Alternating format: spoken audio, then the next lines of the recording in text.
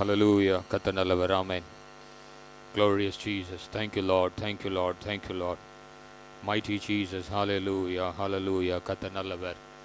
கர்த்தர் நல்லவர். அவர் கிருபை என்றும் உள்ளது. யாவரும் இருக்கிற இடங்களிலே கண்களை மூடி தேவ சமூகத்தை நோக்கி பார்ப்போமா? Hallelujah. Hallelujah. Thank you Lord. Thank you Lord. Thank you Jesus. Glory, glory, glory, glory, glory. Hallelujah. Hallelujah. Hallelujah. கர்த்தர் நமக்கு கொடுத்த இந்த முதலாவது இந்த வருடத்தினுடைய முதல் இந்த எழுப்புதல் கூட்டத்துக்காக ஆண்டவருக்கு நன்றி செலுத்துவோம். எல்லாரும் பரலோக தேவனை நோக்கி பார்ப்போமா? ஹல்லேலூயா, ஹல்லேலூயா. இயேசுவே உமக்கு நன்றி, நன்றி, நன்றி என்று எல்லாரும் வாய்களை திறந்து கர்த்தர் கொடுத்த இந்த நல்ல நாளுக்காக, இந்த ஊழியங்களுக்காக, இந்த மாலை வேளைக்காக உள்ளத்தின் ஆழத்திலிருந்து எல்லாரும் வாய்களை திறந்து கர்த்தரை ஸ்தோத்தரிப்போமா? ஹல்லேலூயா, ஹல்லேலூயா, ஹல்லேலூயா. இயேசுவே எங்கள் மத்தியில் நீர் பெரியவராய் இருப்பீராக. இயேசுவே எங்கள் மத்தியில் நீர் பெரியவராய் இருப்பீராக, பிரசன்னராய் இருப்பீராக. எங்கள் மத்தியில் நீர் இறங்கி வருவீராக. உம்முடைய மகிமையின் பிரசன்னம் எங்கள் நடுவில் இருப்பதாக. ஹல்லேலூயா, ஹல்லேலூயா. எல்லாரும் வாய்களை திறந்து கர்த்தரை கொஞ்ச நேரம் ஒரு சில நிமிஷ நேரங்கள் கர்த்தரை ஸ்தோத்திரம் பண்ணிக்கொண்டே இருப்போமா? கர்த்தர் கொடுத்த புதிய ஆண்டுக்காக ஸ்தோத்திரம். ஹல்லேலூயா. இந்த உலகத்தில் நடைபெறுகிற காரியங்களை எல்லாம் பார்க்கும் பொழுது பலவிதமான உபத்திரவங்கள் வழியாக நம்ம கடந்து வர வேண்டியது அவசியமாக இருந்தாலும் அவரை அண்டிக் கொள்ளுகிற அனைவரும் பாக்கியவான்கள் என்று வேதம் சொல்லுகிறது. நீங்களும் நான் அவரை அண்டிக் கொள்ளுகிறபடியினாலே, அவரை சார்ந்து கொள்ளுகிறபடியினாலே பாக்கியவான்களாக இருக்கிறோம். ஹல்லேலூயா. எல்லாரும் ஒரு விஷயம் கூட மாலை வேளையில எல்லாரும் ஒரே ஆவியோடு ஒரே சிந்தையோடு பரலோக தேவனை நோக்கி பார்த்துடைய நாமத்தை மகிமைப்படுத்துவோமா? ஹல்லேலூயா, ஹல்லேலூயா. Thank you Lord, thank you Lord, thank you Lord, thank you Lord. இயேசுவே உமக்கு நன்றி, நன்றி, நன்றி, நன்றி. ஆவியானவரே உமக்கு நன்றி. கர்த்தருடைய ஆவியானவரே உமக்கு நன்றி. Thank you Lord. கர்த்தராகிய இயேசு கிறிஸ்துவின் இரத்தம் ஜெயம். கர்த்தராகிய இயேசு கிறிஸ்துவின் இரத்தம் ஜெயம். கர்த்தராகிய இயேசு கிறிஸ்துவின் இரத்தம் ஜெயம். கர்த்தராகிய இயேசு கிறிஸ்துவின் இரத்தம் ஜெயம். கர்த்தராகிய இயேசு கிறிஸ்துவின் இரத்தம் ஜெயம். கர்த்தராகிய இயேசு கிறிஸ்துவின் இரத்தம் ஜெயம். கர்த்தராகிய இயேசு கிறிஸ்துவின் இரத்தம் ஜெயம். ஹல்லேலூயா. வல்லமை உண்டு, உண்டு, அற்புத வல்லமை இயேசுவின் இரத்தத்தால். வல்லமை உண்டு, உண்டு, அற்புத வல்லமை இயேசு கிறிஸ்துவின் இரத்தத்தினால்.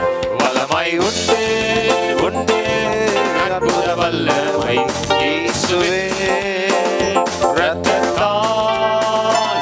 வல்லமை உண்டு, உண்டு, அற்புத வல்லமை இயேசு கிறிஸ்துவின் இரத்தத்தினால். There is power, wonder working power in the blood of the Lamb. There is power, wonder working power in the precious blood of the Lamb. வல்லமை உண்டு, உண்டு, அற்புத வல்லமை இயேசுவின் இரத்தத்தால். வல்லமை உண்டு, உண்டு, அற்புத வல்லமை இயேசு கிறிஸ்துவின் இரத்தத்தினால்.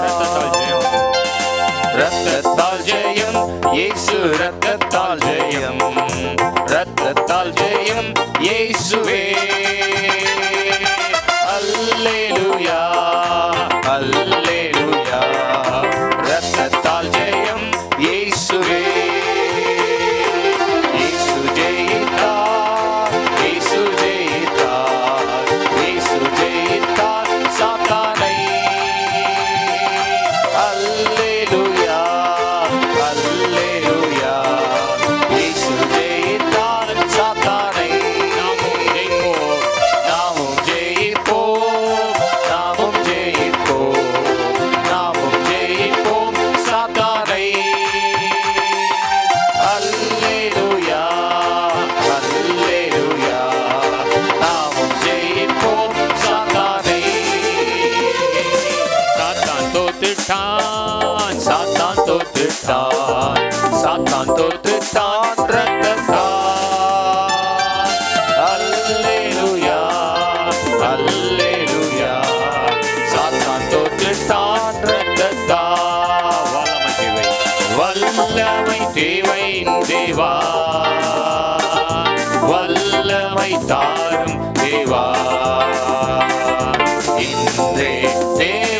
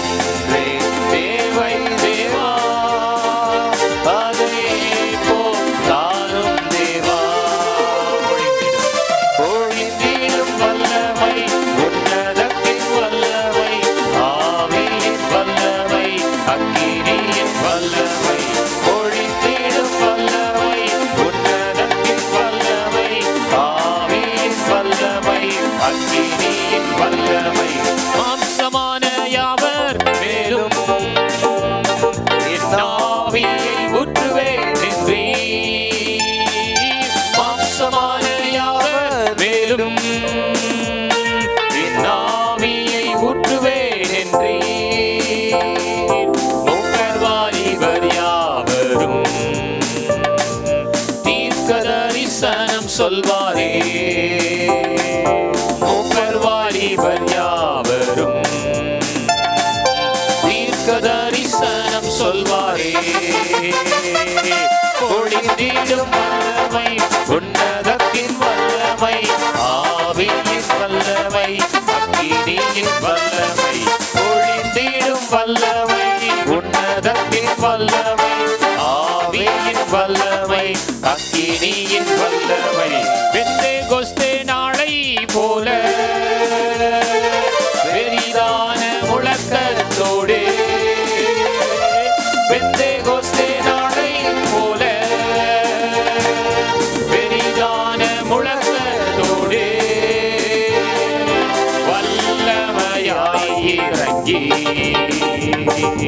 வரங்களினாலே நிரப்பும். வல்லமையாய் இறங்கி வரங்களினாலே நிரப்பும். பொழிந்திடும் வல்லமை, உன்னதத்தின் வல்லமை, ஆவியின் வல்லமை, அக்கினியின் வல்லமை. பொழிந்திடும் வல்லமை, உன்னதத்தின் வல்லமை, ஆவியின் வல்லமை, அக்கினியின் வல்லமை. உற்றப்பாட வேண்டுமே உன்னதத்தின் ஆவி, உயிர்ப்பிக்க வேண்டும் எங்கள் தேவா. முன்மாரியாக அன்று பொழிந்திட்ட ஆவியை பின்மாரியாக இன்று பொழிந்திடுமே. உற்றப்பாட வேண்டுமே உன்னதத்தின் ஆவி, உயிர்ப்பிக்க வேண்டும் எங்கள் தேவா. முன்மாரியாக அன்று பொழிந்திட்ட ஆவியை பின்மாரியாக இன்று பொழிந்திடுமே.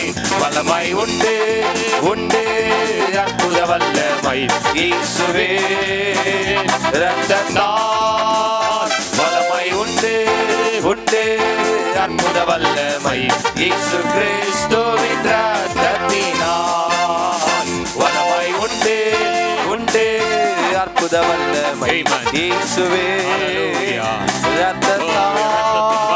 வல்லமை உண்டு உண்டு அற்புத வல்லமை இயேசு கிறிஸ்துவின் இரத்தத்தினால். வல்லமை உண்டு உண்டு அற்புத வல்லமை இயேசுவே இரத்தத்தால். வல்லமை உண்டு உண்டு அற்புத வல்லமை இயேசு கிறிஸ்துவின் இரத்தத்தினால். ஹல்லேலூயா. இந்த மாலை வேளையில தேவ ஆவியானுடைய வல்லமை பலத்த விதத்தில் வெளிப்படும்படியாக ஆண்டவரே, இந்த மாலை கூட்டத்தின் மூலமாய் உம்முடைய திருவிழா சித்தத்தை நாங்கள் நிறைவேற்றும்படியாக எங்களையும் எங்களுக்கு உண்டான எல்லாவற்றும் கரங்களில் ஒப்புக் கொடுக்கிறோம். ஆண்டவரே, துதி ஆராதனை வேளையை கர்த்தர் பொறுப்பெடுப்பீராக. சிறப்பு ஜெப நேரங்களை கர்த்தர் பொறுப்பெடுப்பீராக. இன்றைக்கு தியானிக்க போகிற வேத வசனமானது எங்களுக்கு ஒரு பெரிய உயிர் மீட்சியை கொண்டு வரட்டும். தடைகளை கர்த்தர் உடைத்து போடும். ஹல்லேலூயா. மகிமையின் கரங்களில் ஒப்புக் கொடுக்கிறோம். ஆசீர்வதி இயேசுவின் நாமத்தில் ஜெபிக்கிறோம் பிதாவே, ஆமென். ஹல்லேலூயா. ஆண்டவரும் இரட்சகருமாகிய இயேசு கிறிஸ்துவின் நாமத்தில் உங்கள் யாவரையும் நான் வாழ்த்துகிறேன், வரவேற்கிறேன். இந்த மாதத்தினுடைய முதல் எழுப்புதல் கூட்டத்தின் மூலமாய் கர்த்தர் தம்முடைய சுத்தத்தை நமக்குள்ளாக, உங்களுக்குள்ளாக, நம்முடைய ஊழியங்கள் மூலமாக கர்த்தர் நிறைவேற்றுவாராக. ஆமென். ஒரு சில பாடல்களை பாடி நம்ம கர்த்தரை ஆராதிக்க போகிறோம். தம்பி ஜான் சாமுவேல் ஒரு சில பாடல்களை பாடி கர்த்தரை ஆராதிப்பாங்க. எல்லாரும் இருக்கிற இடங்களிலே பரலோக தேவனை உயர்த்துவோம். ஹல்லேலூயா. நாளைய தினத்திலிருந்து அநேக மீண்டுமாக நம்முடைய அரசாங்கத்தின் மூலமாக ஒரு சில கட்டுப்பாடுகள் நமக்கு கொடுக்கப்பட்டிருக்கிறது. வருகிற ஞாயிற்றுக்கிழமை முழு ஊரடங்கை அறிவித்திருக்கிறபடினாலே ஆராதனைகள் நடத்த முடியாதபடி தடைகளாய் காணப்படுகிறது. எனவே நிகழ்ச்சிகள் எல்லாம் உங்களுக்காக நாங்கள் முன்னேற்பாடு செய்து ஆன்லைன் மூலமாக அதை தொடர்ந்து வழங்குவதற்கு இன்றைக்கு அதற்கான ஆயத்தங்கள் எடுத்துக்கொண்டிருக்கிறோம். எனவே ஊழியங்களுக்காக, சபைகளுக்காக ஜெபிக்க மறவாதிருப்போம். கர்த்தர் ஏன் இன்னுமா இதை அனுமதிக்கிறார் என்று தெரியல. தேவனுடைய சித்தம் அப்படியாக இருக்கும் பொழுது அவருடைய சித்தத்தை நம்ம நிறைவேற்றுகிறவர்களாக, அதற்கு கீழ்ப்படிந்தவர்களாக நம்ம இருப்போம். நிச்சயமாகவே வேதம் சொல்லுகிறபடி அவர் செய்ய நினைத்தது ஒரு நாளும் தடைபடாது. எந்த மனிதனும் அதை தடை செய்ய முடியாது. கர்த்தர் செய்ய நினைத்தது தடைபடாது. ஹல்லேலூயா. எனவே நிச்சயமாக கர்த்தர் தம்முடைய சித்தத்தை நமக்குள்ளாக, நம்முடைய மாநிலங்களிலே, ஊழியங்களிலே, சபைதனிலே கர்த்தர் நிறைவேற்றுவார். ஆமென். ஒரு சில பாடல்களை பாடி கர்த்தரை ஆராதிப்போம். Over to Tamil John Samuel. ஹalleluya. கர்த்தர் நல்லவர். இந்த எழுப்புதல் கூட்டத்திற்கு உங்களோடு கூட இந்த ஆன்லைன் மூலமாக இணைந்திருப்பது நிச்சயமாகவே ஒரு மிகுந்த சந்தோஷத்தை கொடுக்குது. எல்லாருக்கும் தெரிந்த பாடல், கைகளை தட்டி நம்ம உற்சாகத்தோடு கூட பாட போகிறோம். பலவானா என்னை மாற்றினவர், நீதிமான் என்று அழைக்கின்றவர், ஆமென், எனக்காக யுத்தங்கள் செய்கின்றவர். ஆமென். எல்லாருக்கும் தெரிந்த பாடல், கைகளை தட்டி பாடுவோமா? Thank you Lord. பலவானா என்னை மாற்றினவர், நீதிமான் என்று அழைக்கின்றவர். பலவானா என்னை மாற்றினவர், நீதிமான் என்று அழைக்கின்றவர். எனக்காக யுத்தங்கள் செய்கின்றவர், முன்னின்று சத்துருவை துரத்துபவர். எனக்காக யுத்தங்கள் செய்கின்றவர், முன்னின்று சத்துருவை துரத்துபவர். இஸ்ரவேலின் மகிமையவர், இஸ்ரவேலின் மகிமையவர். யேசூரன் எனக்காக யாவையும் செய்து முடிப்பவரே. யேசூரன் எங்கள் துதிகளில் வாசம் செய்பவரே. யேசூரன் எனக்காக யாவையும் செய்து முடிப்பவரே. யேசூரன் எங்கள் துதிகளில் வாசம் செய்பவரே. நீ என் தாசன், நீ என் தாசன் என்றவரே. நான் உன்னை சிருஷ்டித்தேன் என்றவரே. நீ என் தாசன் என்றவரே. நான் உன்னை சிருஷ்டித்தேன் என்றவரே. பாவங்கள் யாவையும் மன்னித்தீரே, சாபங்கள் யாவையும் நீக்கினீரே. பாவங்கள் யாவையும் மன்னித்தீரே, சாபங்கள் யாவையும் நீக்கினீரே. மீட்டு கொண்டேன் என்றீரே, என்னை மீட்டு கொண்டேன் என்றீரே. யேசூரன் எனக்காக யாவையும் செய்து முடிப்பவரே. யேசூரன் எங்கள் துதிகளில் வாசம் செய். கைகளை தட்டி யேசூரன், யேசூரன் எனக்காக யாவையும் செய்து முடிப்பவரே. யேசூரன் எங்கள் துதிகளில் வாசம் செய்பவரே. பயப்படாதே, பயப்படாதே என்றவரே. நான் உன்னை மறவேன் என்றவரே. பயப்படாதே என்றவரே. நான் உன்னை மறவேன் என்றவரே. சந்ததி மேலும் உமாவியையும், சந்தானத்தின் மேலாசியையும். சந்ததி மேல் உமாவியையும், சந்தானத்தின் மேலாசியையும் ஊற்றி ஊற்றி நிறைப்பவரே. ஊற்றி ஊற்றி நிறைப்பவரே. யேசூரன் எனக்காக யாவையும் செய்து முடிப்பவரே. யேசூரன் எங்கள் துதிகளில் வாசம் செய்பவரே. யேசூரன் எனக்காக யாவையும் செய்து முடிப்பவரே. யேசூரன் எங்கள் துதிகளில் வாசம் செய்பவரே. பலவானா என்னை, பலவானா என்னை மாற்றினவர், நீதிமான் என்று அழைக்கின்றவர். பலவானா என்னை மாற்றினவர், நீதிமான் என்று அழைக்கின்றவர். எனக்காக யுத்தங்கள் செய்கின்றவர், முன்னின்று சத்துருவை துரத்துபவர். எனக்காக யுத்தங்கள் செய்கின்றவர், முன்னின்று சத்துருவை துரத்துபவர். இஸ்ரவேலின் மகிமையவர், இஸ்ரவேலின் மகிமையவர். யேசூரன் எனக்காக யாவையும்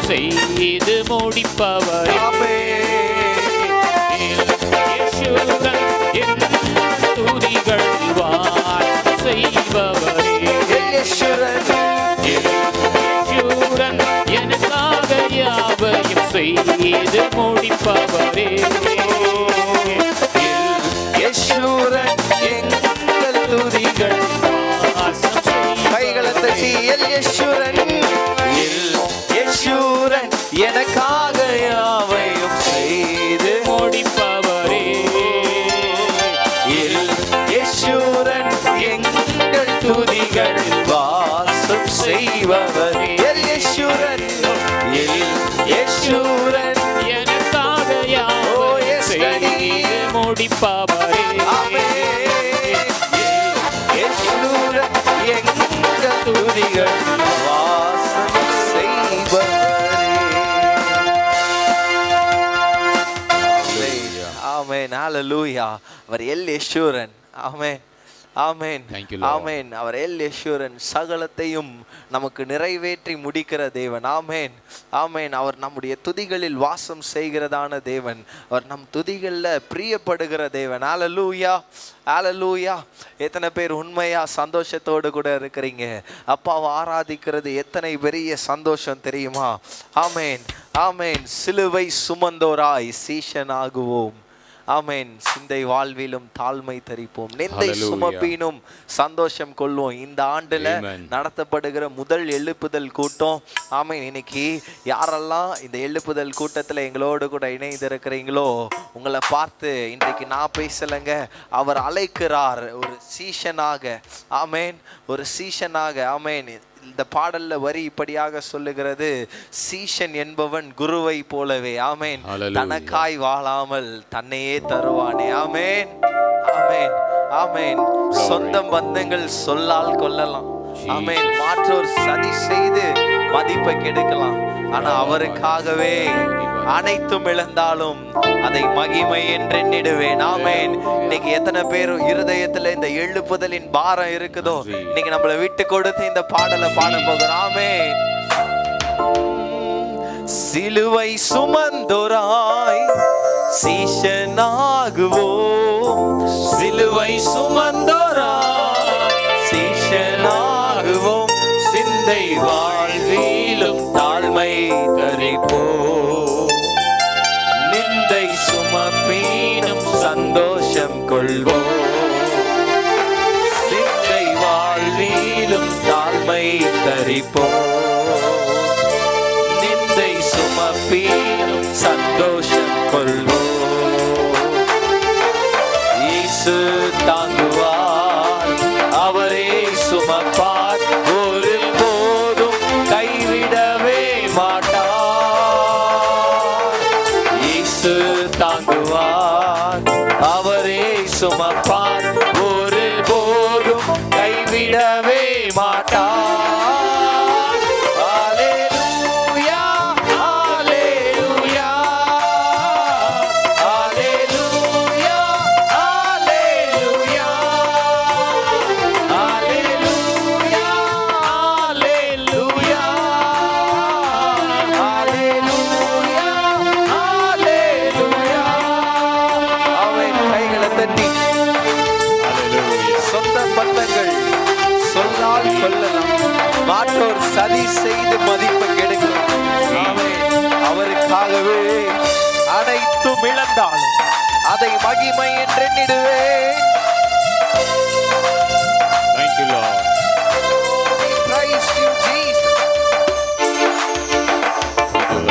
சொந்த பந்தங்கள் சொல்லால் கொள்ளலாம், சொந்த பந்தங்கள் சொல்லால் கொள்ளலாம், மாற்றோர் சதி செய்து மதிப்பை கெடுக்கலாம், மாற்றோர் சதி செய்து மதிப்பை கெடுக்கலாம். அவருக்காகவே அவருக்காகவே அனைத்தும் இழந்தாலும் அதை மகிமை என்றெண்ணிடுவே.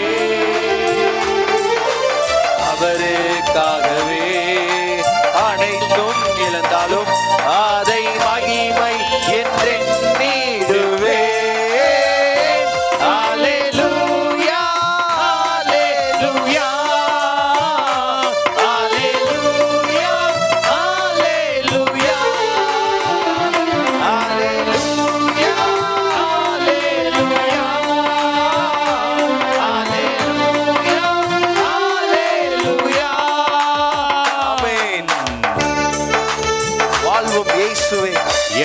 சாவும் லாபமே. அவர் பெருகவோ நான் சிறுகவோ வேணும். எனக்குள்ள அவர் பெருகுனா போதும். ஆமென். அப்பா நான் சிறுகணும் டாடி. நீங்க எனக்குள்ள பெருகுங்க. ஆமென். கிருபை தருகிறார், விருதாவாகிறேன், அதை நித்தமும் காத்துக்கொள்வேன். ஆமென்.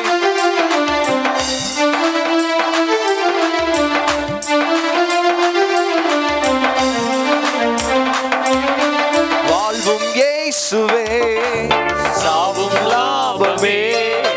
வாழ்வும் இயேசுவே, சாவும் லாபமே.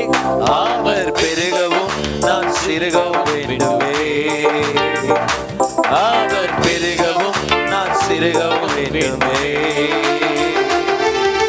கிருபை தருகிறார், விருதாவாகிறேன், அதை நித்தமும் காத்து கொள்வேன்.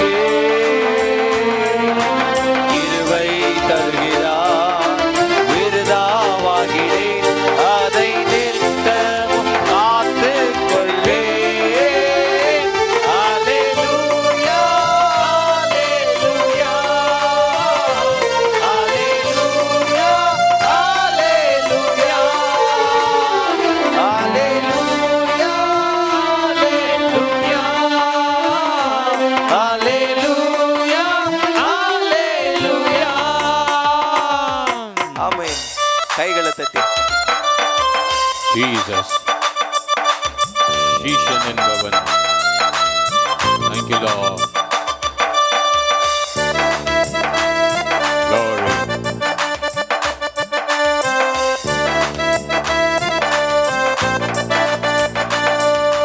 சீஷன் என்பவன் குருவை போலவே.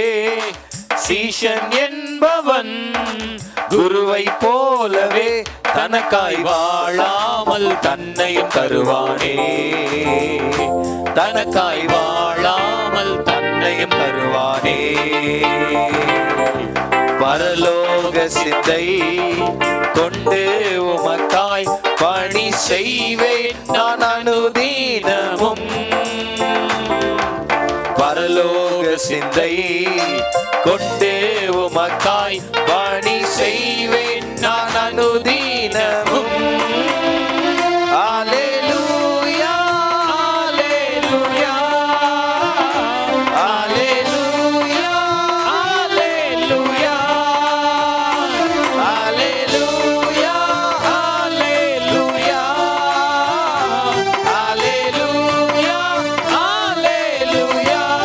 கைகளை தட்டி ஆமென்.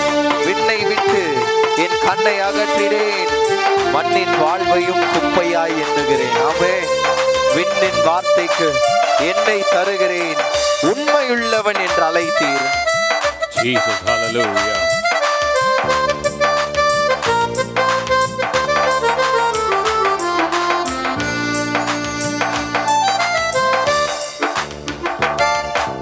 விண்ணை விட்டு என் கண்ணை அகற்றிடேன், விண்ணை விட்டு என் கண்ணை அகற்றிடேன், மண்ணின் வாழ்வையும் குப்பையாய் எண்ணுகிறேன்.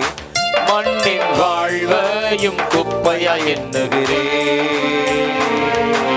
விண்ணின் வார்த்தைக்கு என்னை தருகிறேன், உண்மையுள்ளவன் என்றழைத்தீர். விண்ணின் வார்த்தைக்கு என்னை தருகிறேன், உண்மையுள்ளவன் என்றழைத்தீர். அல்லேலூயா, அல்லேலூயா,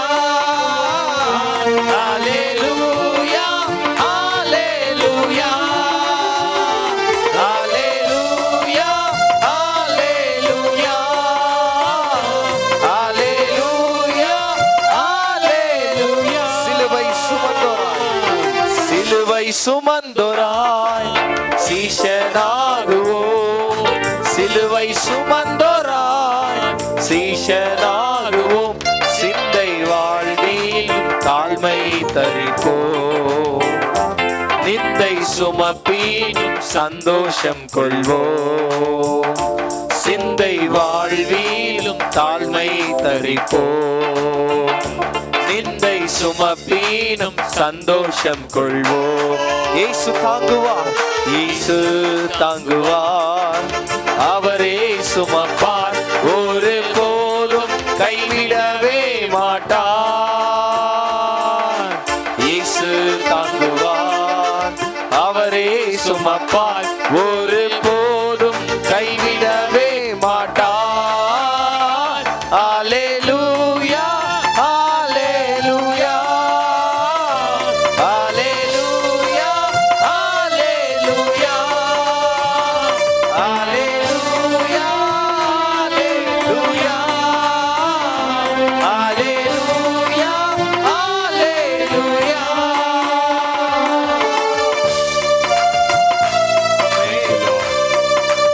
அப்படியே இருக்கிற இடங்கள் முடிந்தவர்கள் எழுந்து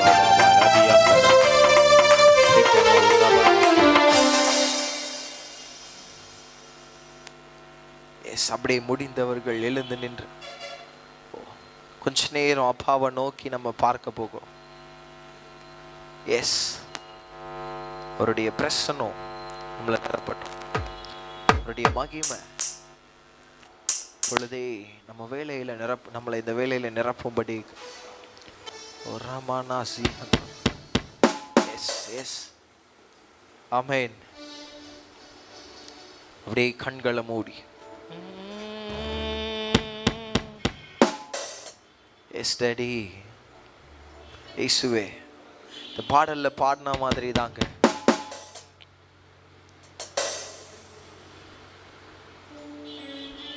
இந்த பாடல்ல நம்ம பாடின மாதிரி தான்.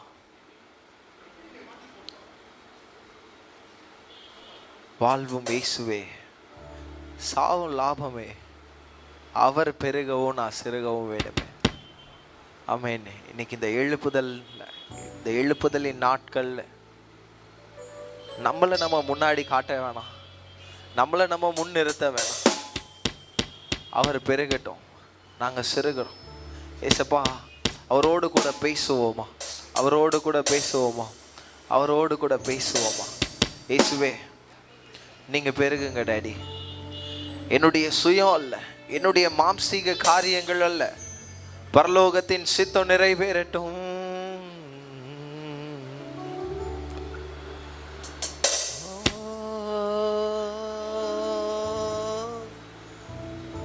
இயேசுவே,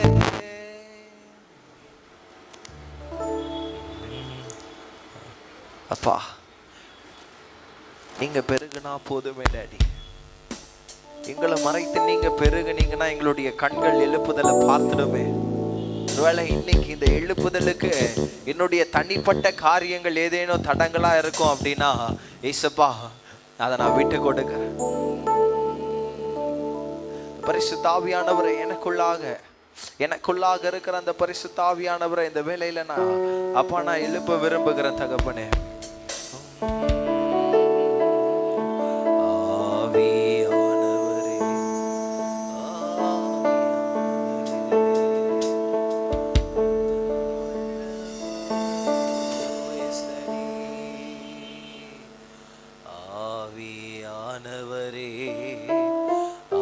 ஆவியானவரே, உந்தன் வல்லமையை ஊற்றுமையா. ஆவியானவரே, ஆவியானவரே, உந்தன் அபிஷேகத்தால் நிரப்புமையா. ஆவியானவரே, ஆவியானவரே, உந்தன் வல்லமையை ஊற்றுமையா. ஆவியானவரே, ஆவியானவரே, உந்தன் அபிஷேகத்தால் நிரப்புமையா. பரிசுத்தத்தோடு ஆராதித்திட சுத்திகரியும் தூய ஆவியே. பரிசுத்தத்தோடு ஆராதித்திட சுத்திகரியும்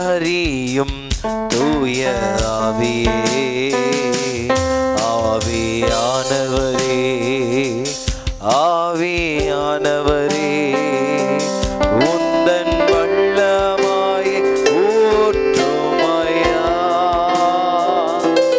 ஆவியானவரே ஆவியானவரே உந்தன் அபிஷேகத்தால் அப்பா இந்த சாயங்கால வேளையில ஆவியானவரே ஆவியானவரே உந்தன் வல்லமையை ஊற்றுமையா.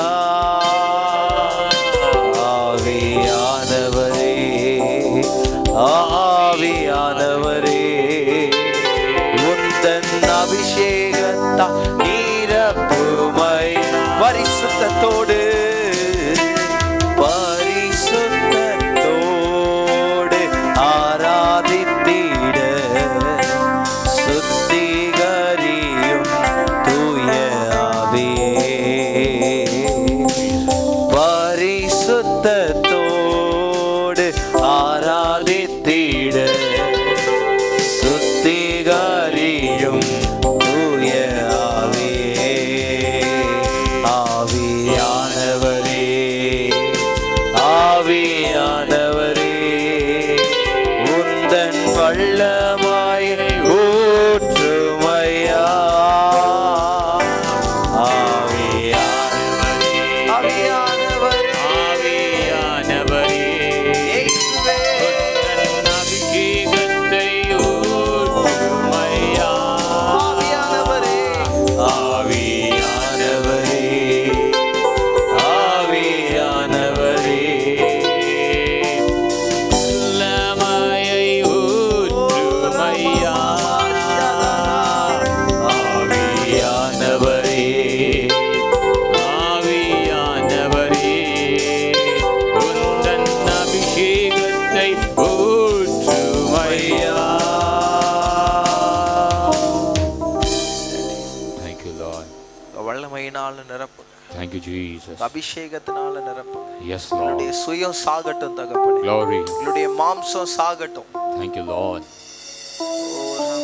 Thank you, Jesus. Yes daddy, எங்களுடைய சுயம் சாகட்டும், எங்களுடைய மாம்சம் சாகட்டும். Thank you, Lord. ஆனா எங்களுக்குள்ளாக அந்த பரிசுத்த ஆவியானவர் எங்களை முழுவதுமாக ஆட்கொள்ளும்படிக்கு எங்களை விட்டு கொடுத்து செபிக்கிறோம். Jesus. கடைசி நாட்கள், இந்த எழுப்புதலின் நாட்கள்ல கர்த்தர் எங்களோடு கூட இருந்து எங்களை வழி நடத்துங்க தகப்பனே. ஞானத்தோடு கூட செயல்பட கர்த்தர் உதவி செய்யுங்க. Yes, Lord. சாலமோன் சொன்னது போல அப்பா ஞானம்தான் டாடி Jesus. மேலானது. Hallelujah. அப்பா அப்படிப்பட்ட அந்த ஞானத்தை, அந்த புத்தியை கர்த்தர் எங்களுக்கு தரும்படிக்கு நாங்க Thank you, Lord. ஞானத்தோடு கூட செயல்பட, ஞானத்தோடு கூட பேச, ஞானத்தோடு கூட உம்முடைய சித்தத்தை நிறைவேற்ற Yes. எங்களுக்கு உதவி செய்யுங்க. எங்களுக்கு ஒத்தாசை புரி. Thank you, Lord. கரத்துல எங்களை விட்டு கொடுத்து செபிக்கிறோம், Thank you, தாழ்த்துகிறோம். Jesus. இயேசுவின் நாமத்தில் செபிக்கிறோம் நல்ல பிதாவே. ஆமென், ஆமென். ஹalleluya. ஆண்டவரும் இரட்சகருமாகிய இயேசு கிறிஸ்துவின் நாமத்தில் மீண்டுமாக இந்த எழுப்புதல் கூட்டத்தின் மூலமாக உங்களை சந்திப்பது எங்களுக்கு மிகுந்த மகிழ்ச்சி. கர்த்தராகிய இயேசு கிறிஸ்துவின் நாமத்தினால உங்களை நான் வாழ்த்துகிறேன். இயேசுவின் நாமத்தினால உங்களை நாங்கள் ஆசீர்வதிக்கிறோம். கர்த்தர் நல்லவர், அவர் கிருபை என்றும் உள்ளது. ஹalleluya. இம்மட்டு கர்த்தர் நம்மை நடத்தினார், இனிமேலும் தொடர்ந்து கர்த்தர் நம்மளை நடத்துவார். சொல்லப்பட்டபடி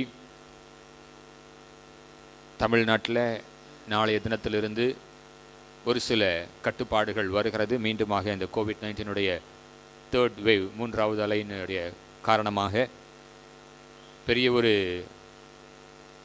எனக்கு பெரிய ஒரு துக்கம். மீண்டுமாக ஞாயிற்றுக்கிழமைகளிலே தெய்வ பிள்ளைகளோடு கூட இணைந்து ஆராதிக்க முடியாமல் இருக்கிறது. யாகிலும் நம்முடைய தேசத்தினுடைய, நம்முடைய மாநிலத்தினுடைய நன்மையை கருதி அரசாங்கம் எடுக்கிற எல்லா முயற்சிகளுக்காக நம் ஆண்டவருக்கு நன்றி செலுத்துவோம்.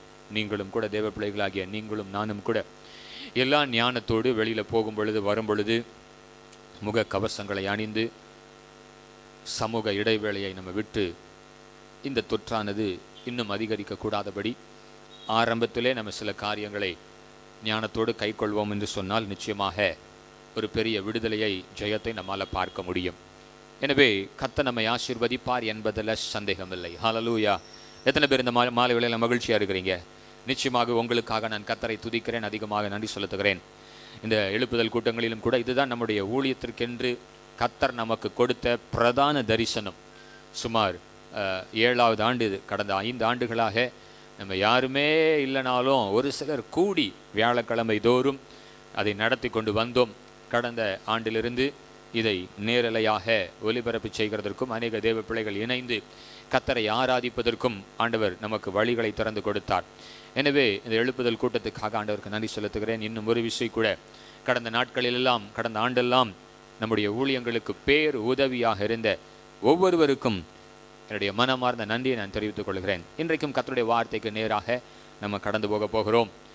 இன்றைக்கு நம் மத்தியில் கர்த்தருடைய வார்த்தையை பகிர்ந்து கொள்ளும்படி, கர்த்தருடைய வார்த்தையை பிரசங்கிக்கும்படி என்னுடைய நண்பன், என்னுடைய ஊழியக்காரன், என்னுடைய சகோதரன், என்ன அதிகமாக சொல்லணும்னா அநேகர் எனக்காக என்னுடைய ஊழியங்களுக்காக ஜெபிக்கிறது உண்டு.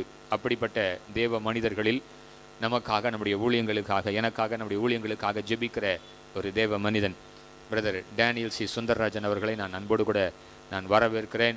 இன்றைக்கு நம்ம மத்தியில் சுந்தரராஜன் இருப்பது மகிழ்ச்சி. நாங்கள் எல்லா காரியங்களையும் ஊழியத்தின் சம்பந்தமாக எந்த காரியங்களாக இருந்தாலும் பகிர்ந்து கொள்வது உண்டு. ஒருவருக்காக ஒருவர் ஜெபிப்பது உண்டு. அந்த அன்பின் ஐக்கியத்துக்காக நான் கர்த்தரை துதிக்கிறேன், நன்றி செலுத்துகிறேன். இப்பொழுதும் பிரதர் டேனியல் சுந்தரராஜன் அவர்கள் கர்த்தருடைய வார்த்தையை பகிர்ந்து கொள்வார்கள். தேங்க்யூ.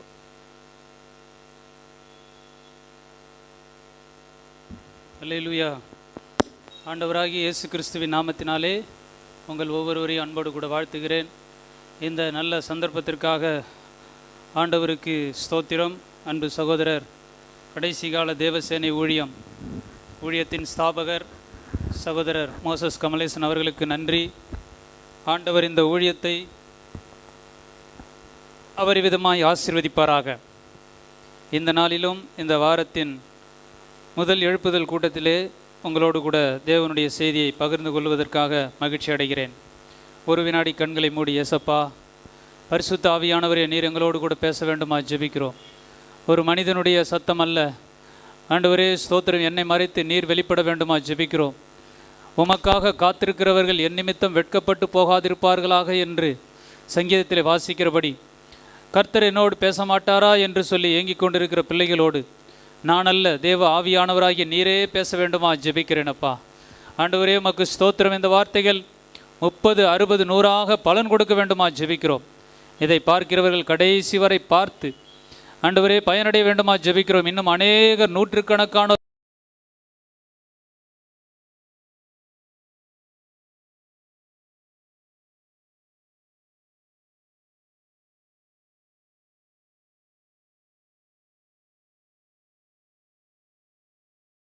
குறிப்பிட்ட தலைப்பிலே உங்களோடு கூட தேவனுடைய வார்த்தையை பகிர்ந்து கொள்ளும்படி ஆவியானவர் என்னை வழி நடத்தினார்.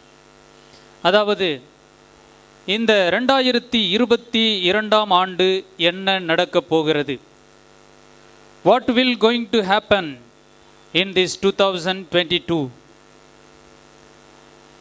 இதை நீங்கள் தீர்க்க தரிசனமாகவும் எடுத்துக்கொள்ளலாம், தேவனுடைய வார்த்தையாகவும் எடுத்துக்கொள்ளலாம். எத்தனையோ பேர் தீர்க்க தரிசனம் சொல்லியிருக்கிறார்கள். இவர் என்ன சொல்ல போகிறார் என்று நீங்கள் ஒருவேளை நினைக்கலாம். இதுவரை பல ஆண்டுகளாக தீர்க்க தரிசனம் சொன்னவர்கள், பல தீர்க்க தரிசனங்கள் நிறைவேறின, சில நிறைவேறவில்லை. ஆகவே இன்றைய நாட்களிலே தீர்க்க தரிசனங்களுக்கு மதிப்பு குறைந்து வருகிறது. என்றாலும் இந்த நாளிலே இந்த ஜனவரி 6ஆம் தேதி 2022ஆம் ஆண்டு இந்த வியாழக்கிழமை தினத்திலே நான் உங்களுக்கு சொல்வது என்னவென்றால், தெளிவான தேவனுடைய வார்த்தையை உங்களுக்கு சொல்லுகிறேன்.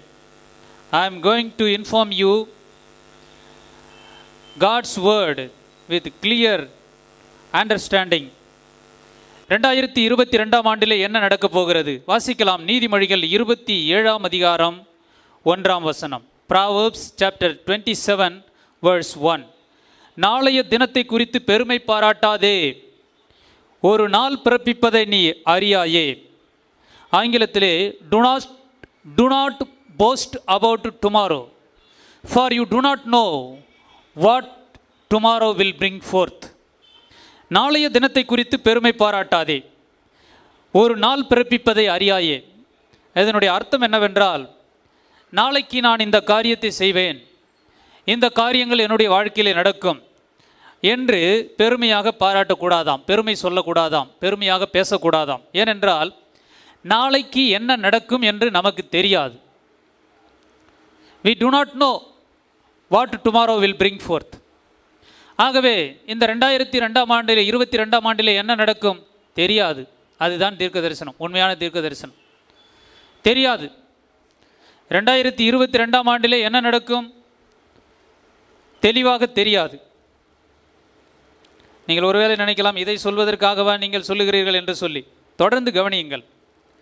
யாக்கோபு 4ஆம் அதிகாரம் 13 - 15 வசனங்கள். மேலும் நாங்கள் இன்றைக்கு அல்லது நாளைக்கு இன்ன பட்டணத்திற்கு போய் அங்கே 1 வருஷம் தங்கி வியாபாரம் செய்து சம்பாத்தியம் பண்ணுவோம் என்கிறவர்களே கேளுங்கள். நாளைக்கு நடப்பது உங்களுக்கு தெரியாதே. உங்கள் ஜீவன் எப்படிப்பட்டது? கொஞ்ச காலம் தோன்றி பின்பு தோன்றாமற் போகிற புகையைப் போல் இருக்கிறதே. ஆதலால் ஆண்டவருக்கு சித்தமானால் நாங்களும் உயிரோடு இருந்தால் இன்னின்னதை செய்வோம் என்று சொல்ல வேண்டும். இப்பொழுது உங்கள் வீம்புகளில் மேன்மை பாராட்டுகிறீர்கள். இப்படிப்பட்ட மேன்மை பாராட்டல் யாவும் பொல்லாங்கா இருக்கிறது.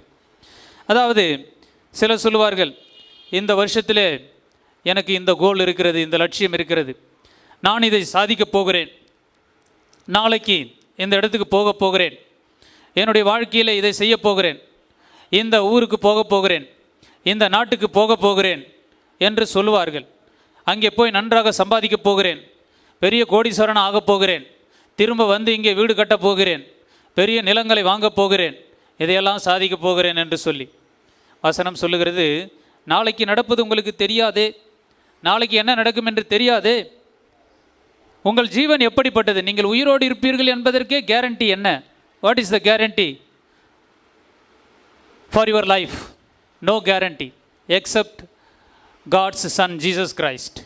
ஆகவே உங்கள் ஜீவன் எப்படிப்பட்டது? கொஞ்ச காலம் தோன்றி பின்பு தோன்றாமற் போகிற புகையைப் போல் இருக்கிறது. அதனால் என்ன சொல்ல வேண்டும்? ஆண்டவருக்கு சித்தமானால் நாங்களும் உயிரோடு இருந்தால் இன்னினதை செய்வோம், இதையெல்லாம் செய்வோம் என்று சொல்ல வேண்டும். ஆகவே வாழ்க்கைக்கென்று ஒரு லட்சியத்தை நாமவே அமைத்து கொள்ளக்கூடாது. அல்லது மற்றவர்களை பார்த்து இதைத்தான் என்னுடைய வாழ்க்கையின் லட்சியம் என்று நாம் சொல்லக்கூடாது. நான் கூட சிறு வயதில் நினைத்திருக்கிறேன் கலெக்டராக ஆக வேண்டும் என்று. அதன் பிறகு நினைத்தேன் வக்கீலாக மாற வேண்டும் என்று. அதன் பிறகு நினைத்தேன் நீதிபதியாக மாற வேண்டும் என்று. ஆனால் ஒன்றுமே நடக்கவில்லை. இன்றைக்கு தேவனுடைய ஊழியத்தை நான் செய்து கொண்டிருக்கிறேன். நான் ஒரு கிறிஸ்தவ குடும்பத்தில் பிறந்தவன் அல்ல. ரட்சிக்கப்படுவேன் என்பதே எனக்கு தெரியாது. இந்த நிலைமையிலே நான் ஊழியமும் செய்யக்கூடிய கிருபையை ஆண்டவர் கொடுத்திருக்கிறார். இது ஆண்டவருடைய சித்தம், ஆண்டவருடைய பெரிய தயவு. அதுபோல உங்கள் வாழ்க்கையை குறித்து ஆண்டவர் என்ன வைத்திருக்கிறார் என்பதை அறிந்து செயல்பட வேண்டும். தேவ சித்தத்திற்கு நம்மை ஒப்பு கொடுக்க வேண்டும். சங்கீதம் 37 4-5 வசனங்கள் சொல்லுகிறது, கர்த்தரிடத்தில் மனமகிழ்ச்சியாய் இரு, அவர் உன் இருதயத்தின் வேண்டுதல்களை உனக்கு அருள் செய்வார். Delight yourself also in the Lord, and he shall grant your heart's desire. உன் வழியை கர்த்தருக்கு ஒப்புவித்து அவர் மேல் நம்பிக்கையாயிரு, அவரே காரியத்தை வாய்க்க பண்ணுவார். Commit your ways unto the Lord, and trust in the Lord, and he will bring everything. அவரே உன் காரியத்தை வாய்க்க பண்ணுவார். உனக்கு வேண்டிய எல்லாவற்றையும், உன்னுடைய காரியங்கள் எல்லாவற்றையும் அவரே செய்வார்.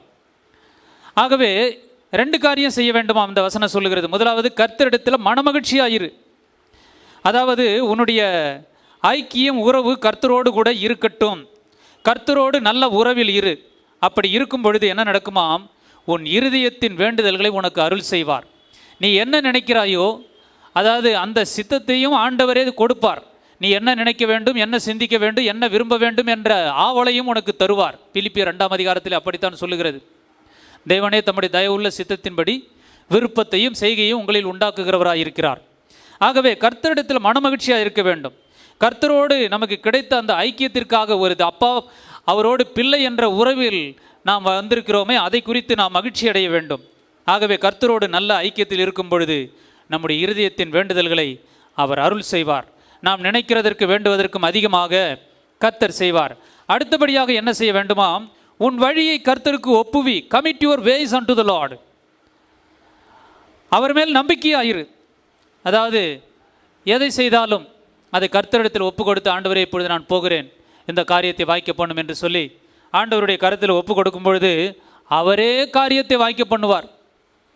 ஆகவே பிரியமான, வேதத்திலே இப்படி தேவனுக்கு தங்கள் வழியை ஒப்பு கொடுத்தவர்கள் அநேகர் இருக்கிறார்கள். தாவீது இருக்கிறார், ஆபிரகாம் எங்கே போகிறார், என்ன செய்ய போகிறார் என்று தெரியாது. ஆனால் கர்த்தர் போக சொன்னார், போனார். கர்த்தர் அவரை ஆசீர்வதித்து பெரிய ஒரு செல்வ சீமானாய் மாற்றினது மாத்திரமல்ல, அவர் தேசங்களுக்கு ஒரு தகப்பனாக மாறினார். ஆகவே கர்த்தருடைய சித்தத்துக்கு நம்மை ஒப்பு கொடுக்க வேண்டும். இப்படி ஒப்பு கொடுக்கிறவர்களுக்கு என்ன நடக்கும்? ரோமர் 8:28 அன்றியும் அவருடைய தீர்மானத்தின்படி அழைக்கப்பட்டவர்களாய் தேவனிடத்தில் அன்பு கூறுகிறவர்களுக்கு சகலமும் நன்மைக்கு ஏதுவாக நடக்கிறது. உங்களுடைய வாழ்க்கையில் எல்லாம் நன்மைக்கு ஏதுவாகவே நடக்கும். ஒருவேளை யோசேப்பை போல தீமையான காரியங்கள் நடந்திருந்தால் கூட, அழுகையின் பள்ளத்தாக்கை நீங்கள் கடந்திருந்தால் கூட, அது கூட நல்லதுக்கு தான் நடக்கும். உங்கள் வாழ்க்கையில் நடக்கிற எல்லாமே நன்மைக்காகவே நடக்கும். என்னுடைய வாழ்க்கையில் கூட அதை நான் பார்த்து வருகிறேன். யோபு சொன்னார், அவர் உடல்நிலை சரியில்லை, உச்சந்தலை முதல் உள்ளங்கால் வரை பருக்கள், எல்லாரும் அவரை கேலி பண்ணினார்கள், பரியாசம் பண்ணினார்கள். ஆனால் அந்த நிலைமையிலும் சொன்னார், கர்த்தர் கொடுத்தார், கர்த்தர் எடுத்தார், கர்த்தருடைய நாமத்துக்கு ஸ்தோத்திரம் என்று அவர் சொன்னார். எல்லாவற்றையும் இழந்த பிறகு, எல்லாவற்றையும் தேவனுடைய சித்தத்துக்கு ஒப்பு கொடுக்கும் பொழுது கர்த்தர் அவர் 2 மடங்காக பல மடங்காக ஆசீர்வதிப்பார்.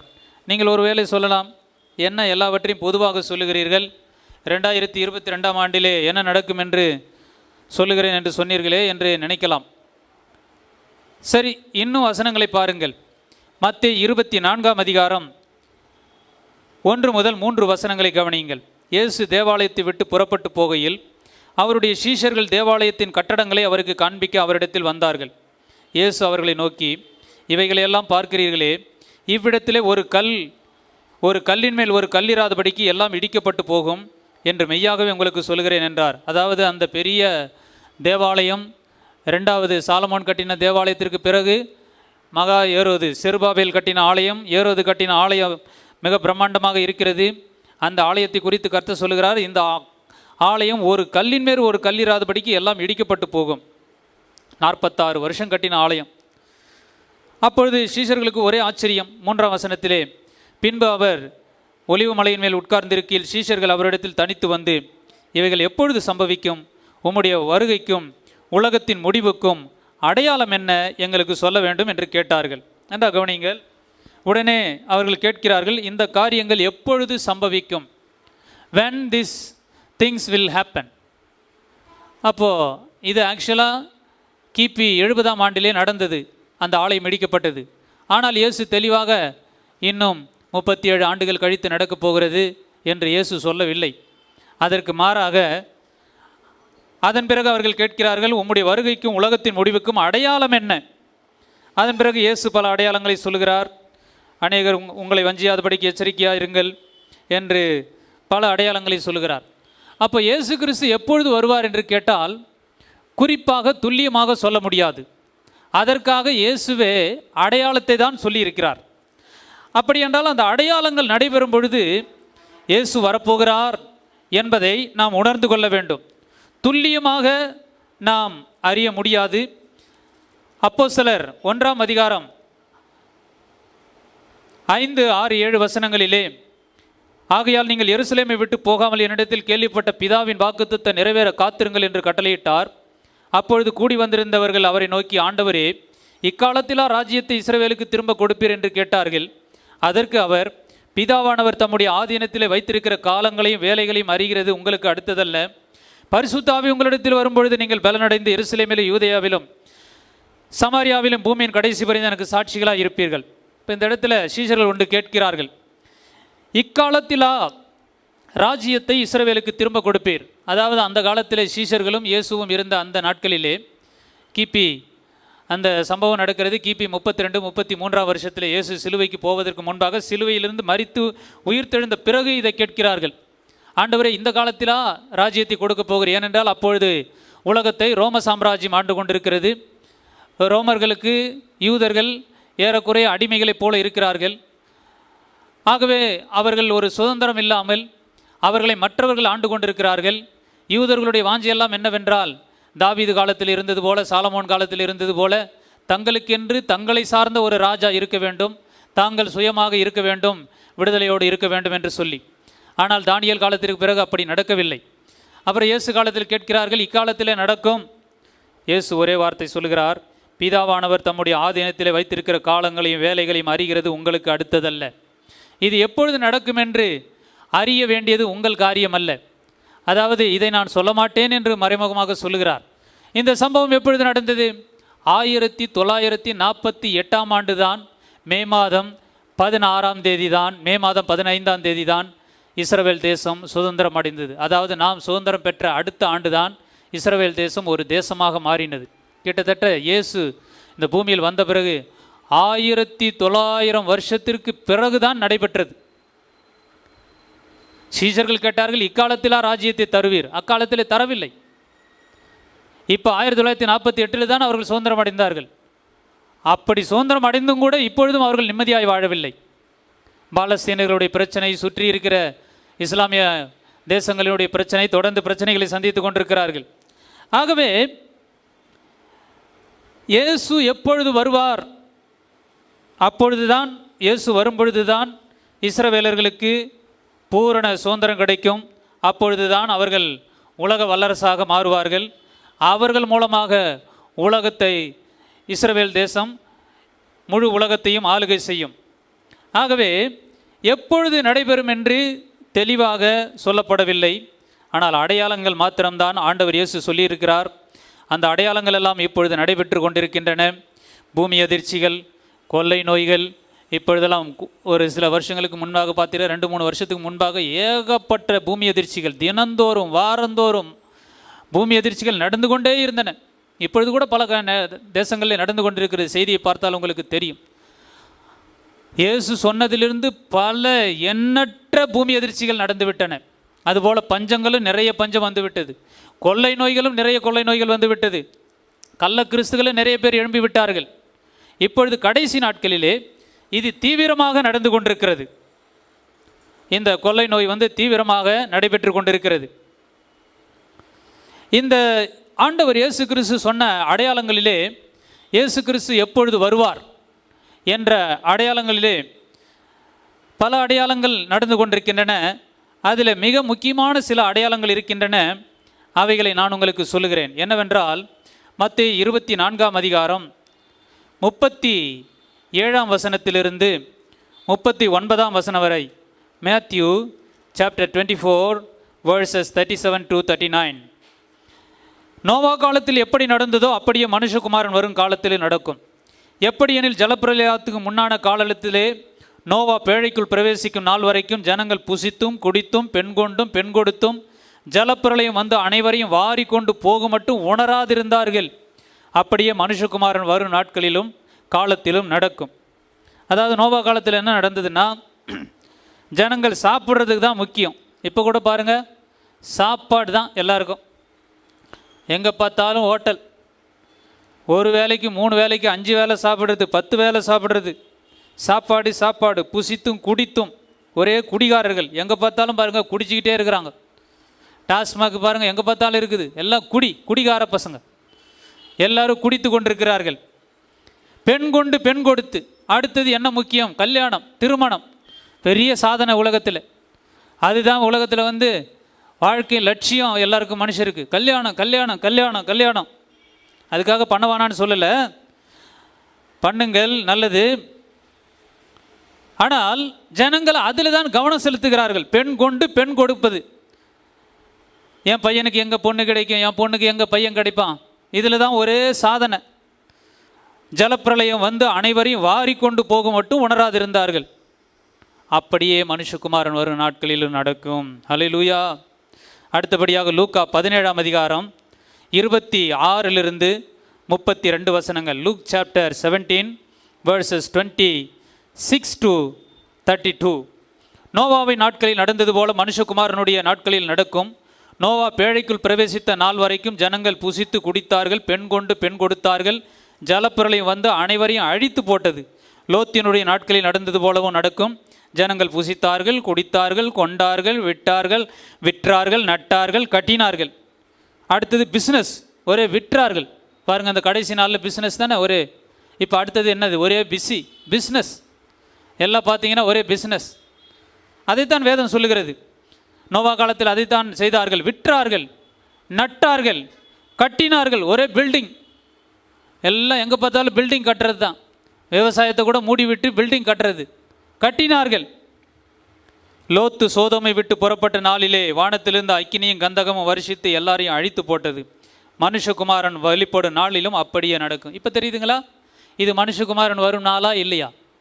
வேதத்தில் இதற்கு முன்பாக இப்படி நடைபெற்றதே கிடையாது.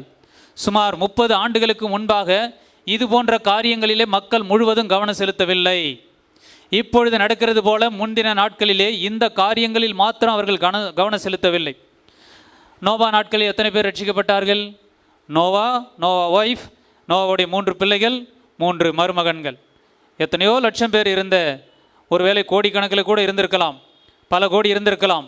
அதில் 8 பேர் மாத்திரம் காப்பாற்றப்பட்டார்கள். நோவா காலத்திலும் லோத்து காலத்தில் அப்படித்தான். லோத்துடைய மனைவி 2 பெண் பிள்ளைகள் வெளியே வந்தார்கள் சோதோம் கொமோராவை விட்டு. அதிலும் லோத்தின் மனைவி திரும்பி பார்த்து உப்புத்தூணாக மாறி போனார்கள். லோத்தும் அவருடைய 2 பிள்ளைகள் காப்பாற்றப்பட்டார்கள். அந்த 2 பிள்ளைகளும் கூட அவர்கள் தகப்பனோடு தவறாய் நடந்து அந்த பிள்ளைகளும் வழி விலகி போனார்கள்.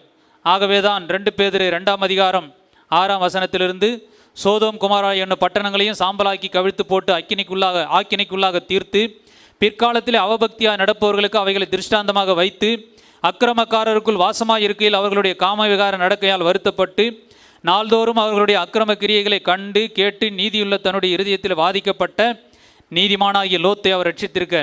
இந்த இடத்தில் அவர்களுடைய 2 பிள்ளைகளை ரட்சித்தார் என்று பேதுரு சொல்லவில்லை. அந்த 2 பிள்ளைகளை வெளியே தான் வந்தார்கள். ஆனால் இந்த இடத்திலே நோவாவையும் அவனுடைய 2 பிள்ளைகளையும் கர்த்தர் ரட்சித்தார் என்று சொல்லாமல், லோத்தையும் அவனுடைய 2 பிள்ளைகளை ரட்சித்தார் என்று சொல்லாமல், லோத்தை ரட்சித்திருக்க என்று வேதம் சொல்லுகிறது. ஆம், கடைசி நாட்களிலே யார் நீதிமானாக இருக்கிறார்களோ, யார் உள்ளத்திலே அந்த நீதி தேவபக்தி இருக்கிறதோ அவர்கள் மாத்திரம்தான் ரட்சிக்கப்படுவார்கள். ஆகவே இந்த நாட்களிலே நாம் என்ன பண்ண வேண்டும்? உலகத்திலே பல காரியங்கள் நடக்கும். நம்முடைய ஆத்துமாவை ரட்சிப்புக்குள்ளாக காத்துக்கொள்வதிலே நாம் ஜாக்கிரதையாக இருக்க வேண்டும். உங்களுக்கு தெரியும், இஸ்ரவேல் ஜனங்களை மோசே என்ற தேவ மனிதன் அவர் கானான் தேசத்துக்கு கொண்டு போகும்படியாக எகிப்திலிருந்து விடுதலையாக்கி கொண்டு வந்தார். அப்படி கொண்டு வந்த பிறகு கடைசி நாட்களிலே மோசே இஸ்ரவேல் ஜனங்களை பார்த்து உபாகம் 4ஆம் அதிகாரம் 10ஆம் வசனத்திலே சொல்லுகிறார், இஸ்ரவேலே உன் ஆத்துமாவை ஜாக்கிரதையாய் காத்துக்கொள், உன் ஆத்துமாவை ஜாக்கிரதையாய் காத்துக்கொள். உபாகம் 4:10. அதற்கு பிறகு மோசேக்கு பிறகு தலைவனான யோசுவா தன்னுடைய இறுதி நாட்களிலே இஸ்ரவேல் ஜனங்களை பார்த்து சொல்லுகிறார், 23ஆம் அதிகாரம் 11ஆம் வசனம். யோசுவா, ஆகையால் உங்கள் தேவனாகிய கர்த்தரில் அன்பு கூறும்படி உங்கள் ஆத்துமாக்களை குறித்து மிகவும் ஜாக்கிரதையாக இருங்கள். அப்போ இந்த நாட்களிலே நாம் எதை குறித்து ஜாக்கிரதையாக இருக்க வேண்டும்? பொண்ணை குறித்தா, பொருளை குறித்தா, வீடை குறித்தா, திருமண வாழ்க்கை குறித்தா? இதிலெல்லாம் கர்த்தரிடத்தில் ஒப்பு கொடுத்தா கர்த்தர் பார்த்து கொள்வார். ஆனால் ஒவ்வொருவருடைய கடமை என்னவென்றால், உன் ஆத்துமாவை ஜாக்கிரதையாய் காத்துக்கொள். மனுஷன் உலகம் முழுவதையும் ஆதாயப்படுத்தி கொண்டாலும் தன்னைத்தான் கெடுத்து தன் ஆத்துமாவை நஷ்டப்படுத்தினால் அவனுக்கு லாபம் என்ன? இயேசு கிறிஸ்து வரும்பொழுது நீ ரட்சிக்கப்படாவிட்டால் உனக்கு லாபம் என்ன? இயேசு கிறிஸ்து வரும்பொழுது நீ எடுத்துக்கொள்ளப்படாவிட்டால் உனக்கு லாபம் என்ன? இவ்வளவு நாட்கள் வாழ்ந்து என்ன பிரயோஜனம்? ஆகவே உன் ஆத்துமாவை ஜாக்கிரதையாக காத்துக்கொள். இந்த கடைசி நாட்களிலே நாம் ஒவ்வொருவரும் நம்முடைய ஆத்துமாக்களை காத்துக்கொள்வதிலே ஜாக்கிரதையாக இருக்க வேண்டும். அப்போஸ்தலர் 1ஆம் அதிகாரத்தில் ஏற்கனவே சொன்னேன், ஆண்டவரே இக்காலத்திலா நீ ராஜ்யத்தை கொடுப்பீர்? அதற்கு இயேசு சரியாக பதில் சொல்லவில்லை. அதாவது இன்டைரக்டாக சொன்னார். என்ன சொன்னார்? பரிசுத்த ஆவி உங்களிடத்தில் வரும்பொழுது நீங்கள் பலனடைந்து எருசலேமிலும் யூதேயாவிலும் சமாரியாவிலும் பூமியின் கடைசி வரை எனக்கு சாட்சிகளாக இருப்பீர்கள். அப்பா, நீங்கள் ஆக வேண்டிய வேலையை பாருங்கள். உங்களுக்கு இப்பொழுது நான் போகிறேன், நான் போன பிறகு பரிசுத்த ஆவியானவர் வருவார். அந்த பரிசுத்த ஆவியை பெற்றுக்கொள்ளுங்கள். அந்த பரிசுத்த ஆவியானவர் உங்கள் ஆத்துமாக்களையும் காத்துக்கொள்வார், உங்கள் மூலமாக பல ஆத்துமாக்களையும் ரட்சிப்பார். ஆகவே உங்களுக்கு முக்கியம் பரிசுத்த ஆவிதான் என்று சொன்னார். ஆகவே தான் தீமோத்தேயிலே சொல்லுகிறார், நம்மிடத்தில் வாசம் பண்ணுகிற அந்த பரிசுத்த ஆவியினாலே நமக்கு கொடுக்கப்பட்ட அந்த நற்பொருளை காத்துக்கொள் என்று சொல்லப்பட்டிருக்கிறது. ஏனென்றால் இந்த பரிசுத்த ஆவியானவர் யார்?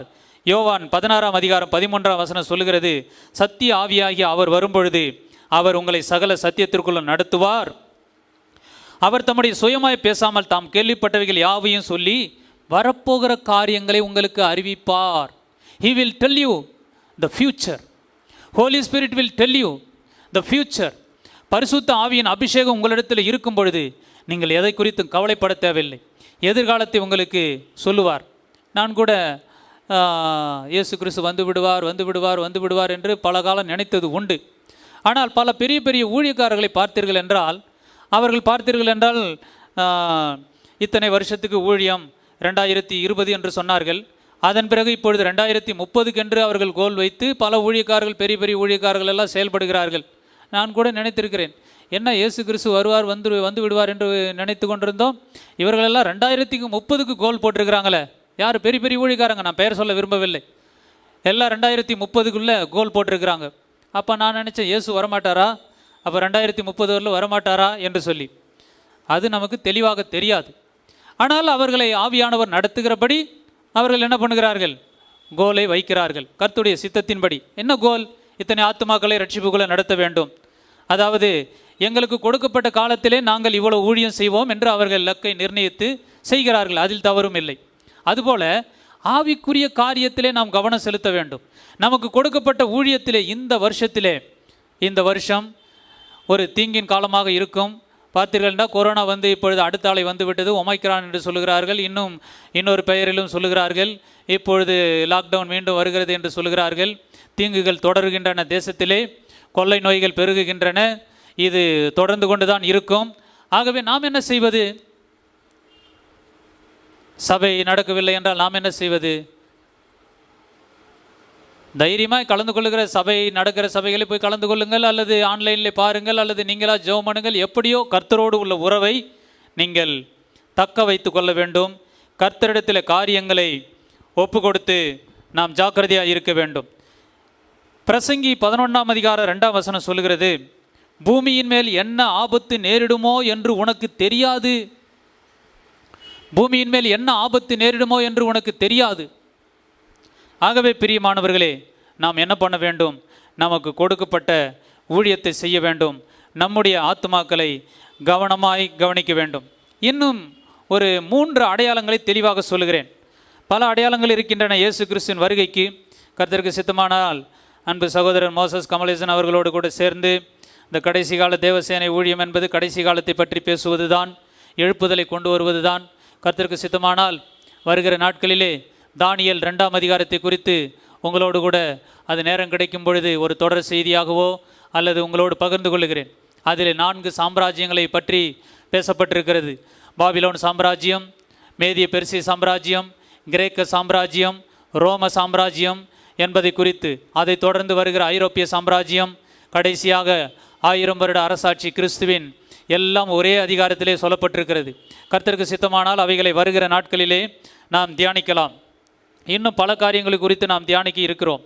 ஆனால் இந்த இயேசு கிறிஸ்து வரும்பொழுது இப்பொழுது தான் வருவார் என்று, சீக்கிரம் வருவார் என்பதற்கு சில தெளிவான 3 அடையாளங்கள் இருக்கின்றன. இந்த அடையாளங்களுக்குள்ளே அந்த அடையாளங்கள் இருக்கின்றன. அதை உங்களுக்கு சொல்லுகிறேன். என்னவென்றால், தானியேல் 9ஆம் அதிகாரம் 27ஆம் வசனத்திலே அவர் 1 வாரம் அளவும் உடன்படிக்கை செய்வார். He will make peace treaty என்று சொல்லப்பட்டிருக்கிறது. அதாவது இப்பொழுது பார்த்தீர்கள் என்றால் இஸ்ரவேல் தேசத்தை நன்றாக கவனிக்க வேண்டும். இஸ்ரவேல் தேசத்தை பார்த்து கொண்டே இருக்க வேண்டும். அத்திமரம் என்று சொல்வது இஸ்ரவேல் தேசத்தை தான். இஸ்ரவேல் தேசத்தில் என்ன நடக்கிறது என்பதை பார்த்து கொண்டே இருக்க வேண்டும். இஸ்ரவேல் தேசத்தை ஆரம்பம் முதலே எல்லாரும் வெறுக்கிறார்கள். 1948 சுதந்திரம் வாங்கின பிறகும் உடனே சுற்றி இருக்கிற நாடுகள் எல்லாம் 1967 திரும்ப 6 நாடுகள் சுற்றி இருக்கிற எகிப்து, லெபனான், ஜோர்டான், இப்படி பல நாடுகள் யுத்தத்திற்கு வந்தார்கள். 6 நாள் யுத்தம், அதிலே இஸ்ரேல் ஜெயித்தது. ஆகவே இந்த இஸ்ரவேல் தேசத்தை நன்றாக கவனிக்க வேண்டும்.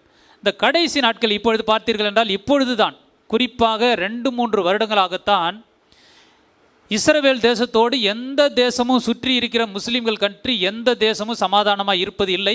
இஸ்ரவேல் தேசத்தை ஒழிக்க வேண்டும் என்பதே, அதாவது இஸ்ரவேல் தேசத்தை மேப்பிலிருந்தே எடுத்து விட வேண்டும். இஸ்ரவேல் என்று ஒரு தேசம் இல்லவே இல்லை என்ற நிலைக்கு ஆக்க வேண்டும் என்பதுதான் சுற்றி இருக்கிற தேசங்களுடைய இலக்கு. ஆனால் தேவன் அவர்களோடு இருப்பதால் அவர்களை அழிக்க முடியவில்லை.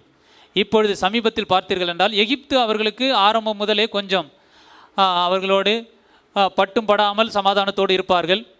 ஜோர்டான் கண்ட்ரியும் அந்த 1967 யுத்தத்திற்கு பிறகு அவர்களும் ஒரு மீடியேட்டர் போல இருந்து கொண்டிருக்கிறார்கள். மற்ற எல்லா தேசமும், குறிப்பாக ஈரான், இன்னும் மற்ற கண்ட்ரி எல்லாம் வந்து அவர்களுக்கு எதிரிதான். ஆனால் கடந்த 2-3 ஆண்டுகளாக இஸ்ரவேல் தேசத்தோடு பல நாடுகள், அவர்கள் குறிப்பாக அபுதாபி, ஈராக், இது போன்ற பல நாடுகள் அவர்களோடு பல காரியங்களிலே ஒப்பந்தம் செய்து கொண்டிருக்கிறார்கள். இன்னும் இப்போ வரப்போகிற நாட்களில் பார்த்தீர்கள் என்றால், இந்த அந்தி கிறிஸ்து எழும்பும்போது அவன் என்ன செய்வான், இஸ்ரவேல் தேசத்தோடு மற்ற எல்லா தேசங்களும் சமாதானமாக இருக்கும்படி ஒரு உடன்படிக்கை, he will make an treaty, covenant. நன்றாக தெரிந்து கொள்ளுங்கள், அப்படி ஒரு சம்பவம் நடக்கும் பொழுது இயேசு கிறிஸ்து வருகிறார் என்று அர்த்தம். இரண்டாவதாக 1 தெசலோனிக்கர் 5ஆம் அதிகாரம் 3ஆம் வசனத்திலே, 1 தெசலோனிக்கர் 1 Thessalonians chapter 5 verse 2 and 3, இரவிலே திருடன் வருகிற விதமாய் கர்த்தருடைய நாள் வரும் என்று நீங்கள் நன்றாய் அறிந்திருக்கிறீர்கள். சமாதானமும் சவுக்கியமும் உண்டென்று அவர்கள் சொல்லும் பொழுது கர்ப்பவதியானவளுக்கு வேதனை வருகிறது போல அழிவு சடுதியாய் அவர்கள் மேல் வரும், அவர்கள் தப்பி போவதில்லை. Peace and security, peace and prosperity, இந்த வார்த்தைகளை உலக நாடுகள் உபயோகப்படுத்தும் பொழுது நன்றாக கவனியுங்கள். Peace and security, peace and prosperity, இந்த குறிப்பாக 2 வார்த்தையை வேதம் சொல்லுகிறது. சமாதானமும் சௌக்கியமும் அவர்களுக்கு உண்டென்று சொல்லும் பொழுது கர்ப்பவதியானவர்களுக்கு வேதனை வருகிறது போல அழிவு சடுதியாய் அவர்கள் மேல் வரும். இப்போ பார்த்தீங்கன்னா உலகம் முழுவதும் குழப்பம், எக்கனாமிக் டவுன்ஃபால், கொள்ளை நோய், கட்டுப்படுத்த முடியாத கொள்ளை நோய் எல்லாம் போய்கொண்டிருக்கிறது. எக்கனாமிக் கட்டுப்படுத்த முடியவில்லை. அப்போது இந்த சந்தர்ப்பத்தை பயன்படுத்தி தான் ஆந்தி கிறிஸ்து என்ற ஒரு மனிதன் வருவான். அவன் என்ன பண்ணுவான், இந்த பிரச்சனைகளெல்லாம் சால்வ் பண்ணுவது போல உலக நாடுகளுக்கு எல்லாம் காண்பிப்பான். எல்லாம் காண்பிக்கும் பொழுது அதற்கென்று சில விஞ்ஞான ரீதியாக அல்லது ஒரே எக்கனாமி கொண்டு வந்து, இன்டர்நேஷ்னல் எக்கனாமி கொண்டு வந்து, இப்படியெல்லாம் பல காரியங்களை செய்யும் பொழுது உலக தலைவர்களெல்லாம் ஆச்சரியப்பட்டு, oh, this man is a great man, he can do everything, he can solve all problem என்று சொல்லி எல்லா உலக தலைவர்களும் அவனை ஏற்றுக்கொள்வார்கள். அவன் வரும்பொழுது குறிப்பாக அந்த 2 வார்த்தைகளை சொல்லுவான், peace and security, peace and prosperity, I will bring peace, I will bring security என்று சொல்லுவான். இப்போ கூட யுஎன்னில் அப்படி சொல்லப்பட்டிருக்கிறதாக கேள்விப்படுகிறேன். அதாவது யுஎன் வளாகத்திலே வெளியே ஒரு மிருகத்தை வைத்திருக்கிறார்களாம், ஒரு சிலையை. அந்த சிலை வெளிப்படத்திலே சொல்லப்பட்டிருக்கிறபடியே தலை வந்து சிங்கத்தை போலவும், சிறுத்தை போலவும், கால்கள் கரடி போலவும், இப்படி வெளிப்படுத்தல் இருக்கிறது போலவே ஒரு சிலையை வைத்திருக்கிறார்களாம். அகோரமான சிலை. ஆனால் அதில் எழுதியிருக்கிறார்களாம் பீஸ் அண்ட் செக்யூரிட்டி என்று எழுதியிருக்கிறார்களாம். இப்பொழுது நடந்து கொண்டிருக்கிறது பாருங்கள். அப்போனா இயேசு சீக்கிரம் வரப்போகிறார் என்று அர்த்தம். இதே வார்த்தையை உபயோகப்படுத்துகிறார்கள். அடுத்தபடியாக இன்னொரு காரியம் நடக்கும் பொழுது நீங்கள் கண்டிப்பாக ஒன்றை உணர்ந்து கொள்ள வேண்டும். வெளிப்படுத்தல் 13ஆம் அதிகாரம் 16-17 வசனம் சொல்லுகிறது, அது சிறியோர் பெரியோர் ஐஸ்வரிவான்கள் தரித்திரர் சுயாதீனர் அடிமைகள் இவர்கள் யாவரும் தங்கள் வலது கைகளிலாவது நெற்றிகளிலாவது ஒரு முத்திரையை பெறும்படிக்கும் அந்த மிருகத்தின் முத்திரையாவது அதன் நாமத்தையாவது அதன் நாமத்தின் லக்கத்தையாவது தரித்து கொள்கிறவன் தவிர வேறொருவனும் கொல்லவும் விற்கவும் கூடாதபடிக்கு செய்தது. அப்போது இந்த சிப்பு போட ஆரம்பித்து விட்டார்கள் என்றால் நீங்கள் தெரிந்து கொள்ளலாம், ஆந்தி கிறிஸ்துவனுடைய ஆட்சி வந்துவிட்டது. இதில் ஒரு பெரிய குழப்பம். அதை நான் இப்பொழுது சொன்னால் நீங்கள் குழம்பி விடுவீர்கள். அது ஒரு டாக்டரின் பிரச்சனையாக மாறிவிடும். என்னவென்றால், இரகசிய வருகை, ஆண்டவருடைய வருகை என்று சொல்லி அதை நான் மறுதலிக்கலை. ஆனால் இரகசிய வருகையில் எத்தனை பேர் எடுத்துக்கொள்ளப்படுவார்கள்? கண்டிப்பாக மிக சொற்பமானவர்கள் எடுத்துக்கொள்ளப்படுவார்கள். பெரும்பாலானவர்கள் கைவிடப்படுவார்கள். Maximum people will be left out. அவர்களை குறித்து வேதம் கைவிடப்பட்டவர்கள் என்று சொல்லாமல் தெரிந்து கொள்ளப்பட்டவர்கள் என்று வேதம் சொல்லுகிறது. அது போகட்டும், அதை குறித்து இன்னொரு நாள் கர்த்தருக்கு சித்தமானால் தியானிக்கலாம். அப்போ அந்த சிப்பு போட ஆரம்பித்து விட்டார்கள் என்றால் அந்தி கிறிஸ்துவனுடைய ஆட்சி தொடங்கிவிட்டது என்று அர்த்தம். ஆனால் ஏனென்றால் சிப்பு உடலிலே போட்டப்பட்ட பிறகு அதற்கு மேலே என்ன இருக்கிறது? நன்றாக யோசிக்க வேண்டும். இப்போது இந்த கொரோனா வந்து டெஸ்ட் பண்ணுறதுக்கு என்ன பண்ணுறாங்க? நம்ம முகத்தில் நெத்தியில் இதை வைக்கிறார்கள், கைகளிலே அந்த நம்ம என்ன பண்ணுற விரலை வைக்கிறோம். இப்போவே வெளிப்பிரகாரமாக அந்த காரியங்கள் நடந்து கொண்டிருக்கின்றன. இன்னும் கொஞ்ச நாள் போனால் சிப்பு போட ஆரம்பித்து விடுவார்கள். அப்போ என்ன பண்ணுவாங்க, இது வருகை வருகை என்று சொல்லி வருகையில் எடுத்துக்கொள்ளப்படாதவர்கள் என்ன பண்ணுவாங்க, இதை குறித்து ஏமாந்து போய் இது வேற ஏதோ சிப்பு போல இருக்கிறது என்று சொல்லி போட்டுக்கொள்வார்கள்.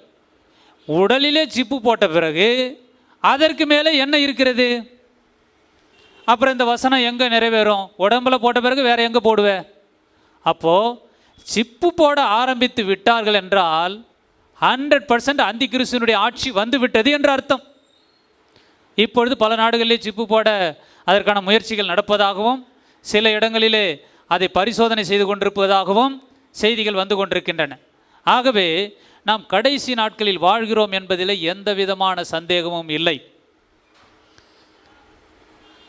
அதற்காக இயேசு தாமதமாக வருவார் என்று நாம் நினைத்து விடக்கூடாது. ஆகவே பிரியமானவர்களே, நாம் கடைசி காலத்திலே வாழ்ந்து கொண்டிருக்கிறோம் என்பதை உணர்ந்து நாம் கர்த்தரிடத்தில் மகிழ்ச்சியாக இருக்க வேண்டும். கர்த்தருக்கு நம் வழியை ஒப்பு கொடுக்க வேண்டும். நமக்கு கொடுக்கப்பட்டுள்ள காரியங்களிலே நாம் முழு பலத்தோடு கூட முழு சிந்தையோடு கூட நாம் கவனமாய் செய்ய வேண்டும். எதை குறித்து நாம் கலங்க தேவையில்லை. கர்த்தர் உங்கள் முன்னாக போவார், உங்கள் பின்னாக காப்பார். ஏசாயா 52:12 சொல்லுகிறது, கர்த்தர் உங்கள் முன்னே போவார், இஸ்ரவேலின் தேவன் உங்கள் பிறகை காக்கிறவராக இருப்பார். ஏசாயா 45:2 சொல்லுகிறது, நான் உனக்கு முன்னே போய் கோணலானவைகளை செவ்வையாக்குவேன்.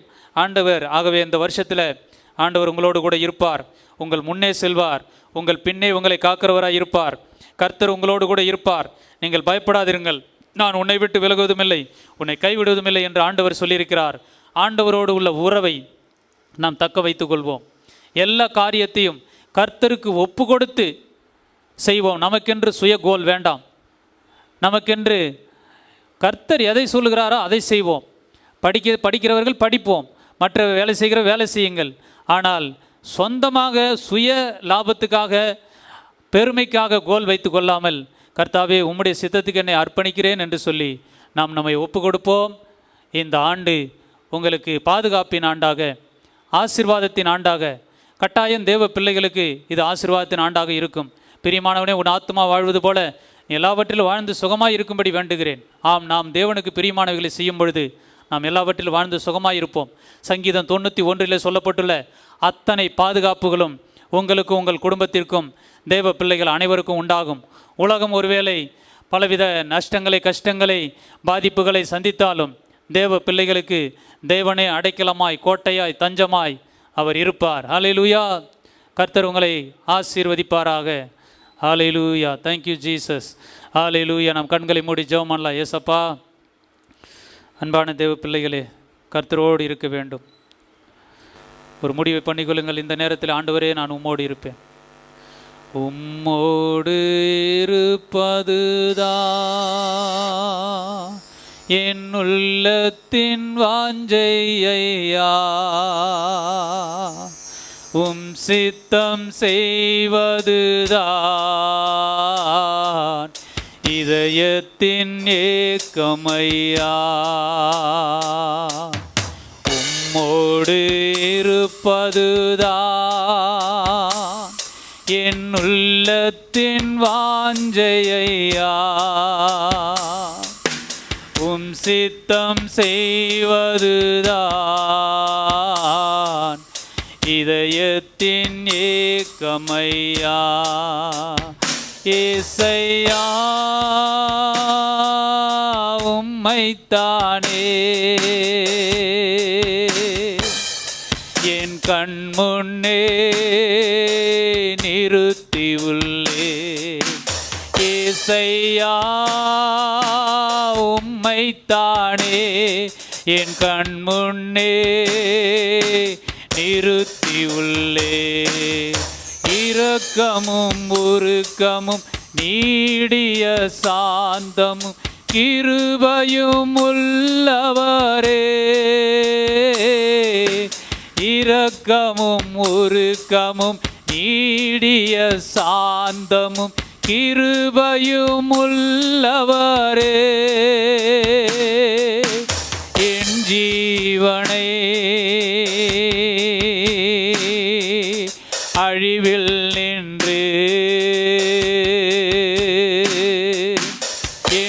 ஜீவனை அழிவில் நின்று மீட்டவரே என் மேய்ப்பரே, மீட்டவரே என் மேய்ப்பரே, உம்மோடு இருப்பதுதான் என் உள்ளத்தின் வாஞ்சையா, உம் சித்தம் செய்வதுதான் இதயத்தின் ஏக்கமையா. பிரியமான தேவ பிள்ளைகளே, அன்பான சகோதரனே சகோதரியே, ஆண்டவரோடு கூட நீங்கள் இருக்கும் பொழுது ஏனோக்கு தேவனோடு கூட சஞ்சரித்தான், அவன் காணப்படாமற் போனான். பிலிப்பு தேவனுக்காக ஓடினான், அவனை ஆவியானவர் கொண்டு போய் விட்டார். எலியா தேவனுக்காக ஊழியம் செய்தார், அக்கினி ரதம் அவனை எடுத்துக்கொண்டது.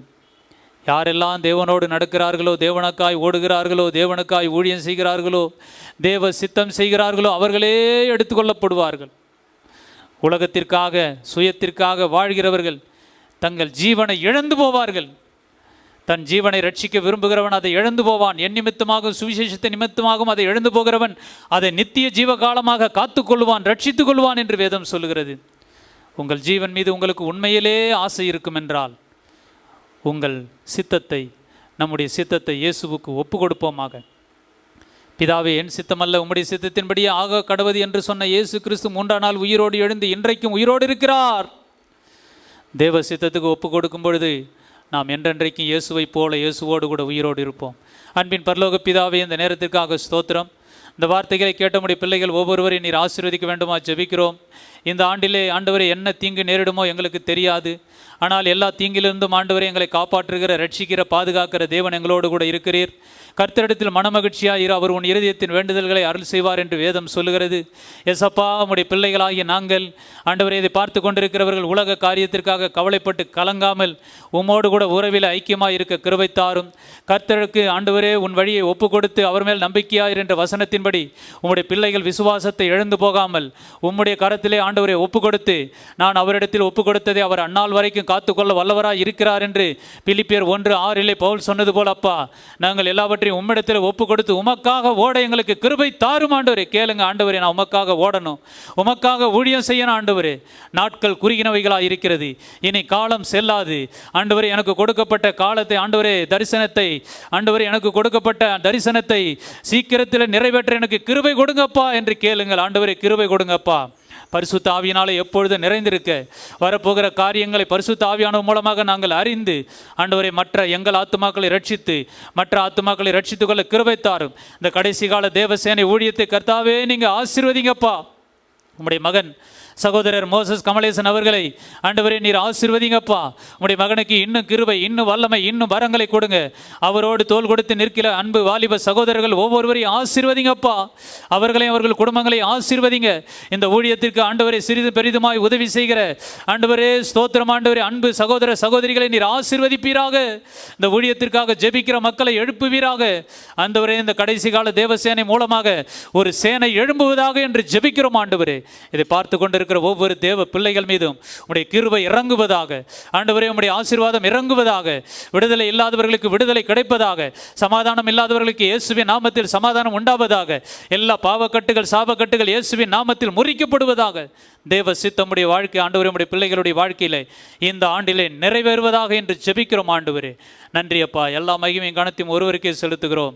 இரட்சகரும் ஆண்டவரும் கர்த்தர் இரட்சகரும் ஆகிய இயேசு கிறிஸ்துவின் நாமத்தில் ஜெபிக்கிறோம் எங்கள் நல்ல பிதாவே. Amen, amen, amen. Hallelujah. Thank you so much, thank you so much brother Sundararajan. உள்ளத்தின் ஆழத்திலிருந்து பிரதர் சுந்தரராஜன் அவர்களுக்காக நான் கர்த்தரை துதிக்கிறேன், ஆண்டவருக்கு நன்றி செலுத்துகிறேன். அநேக உபத்திரவங்களின் மத்தியிலையும் கர்த்தருக்காக வைராக்கியமாய் நிற்கிறமாய் ஆசீர்வதிப்பாராக. எல்லாரும் கண்களை மூடி கடைசியாக ஜெபங்களை ஏறெடுத்து ஆண்டவருக்கு நன்றி செலுத்துவோம்.